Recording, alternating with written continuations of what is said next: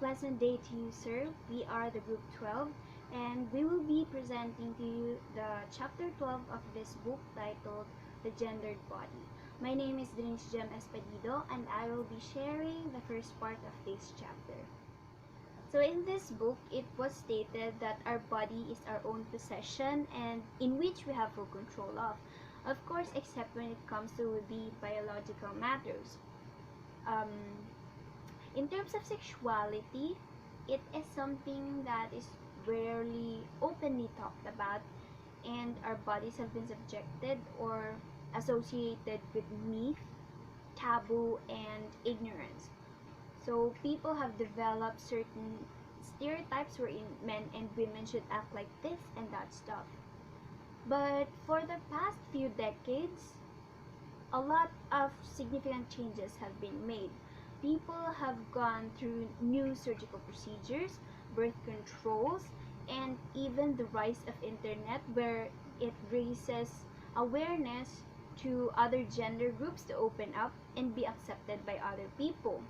However, of course, they still receive some backlash from others who think that it is different from the usual gender norms. Our ideals of beauty and attractiveness is deeply gendered. It is something that we could still observe in today's age where women have a lot more beauty standards compared to men. Partly because maybe because men are the ones who created it in the first place. So women are so conscious about their body, in particular with their breast, because it is considered as the symbol of femininity. And it is also said that men's preference in this matter depends on their social status. So when a man is a breadwinner and the woman stays at home, he prefers her to have larger breasts because it emphasizes their biological differences. Whereas if both of them are working, the woman could have smaller ones, and this actually reduces the distinction between men and women.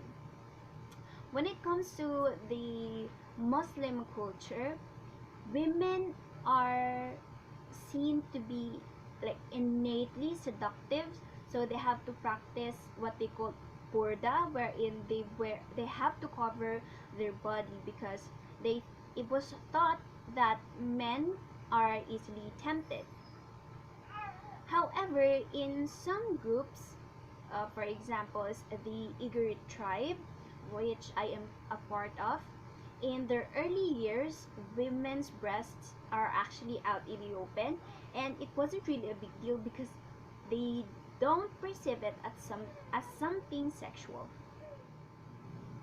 In the US, or basically most parts of the world, we could observe this what Naomi Wolf called beauty myth.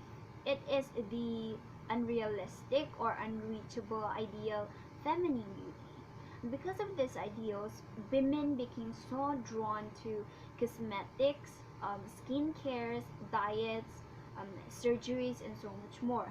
I think we could use the Korean beauty standard as an example where women are considered beautiful if they are tall, if they're skinny, if they're fair, and so much more. Because of the influence of media, women started to want to have the model-like body where they starve themselves up just to achieve it. Because of the body shamers, they are afraid to get fat or gain weight, even though there's really nothing wrong with it, as long as it doesn't affect their health in a bad way. Because of all of this, women experience insecurities and as well as eating disorders, which sometimes lead to anorexia. In today's generation, the beauty standards, even though they are still present, they are actually now changing in a positive way. People are now trying to normalize things such as gaining weight, having textured skin, darker skin tone, having stretch marks, and such. Before I end this, I just want to add that men also go through this. Men also experience these standards or ideals. But the good thing is, people now are also speaking out in terms of the toxic masculinity, because it doesn't have to be like that. Having soft features, characteristics, or personality doesn't actually make them less of a man.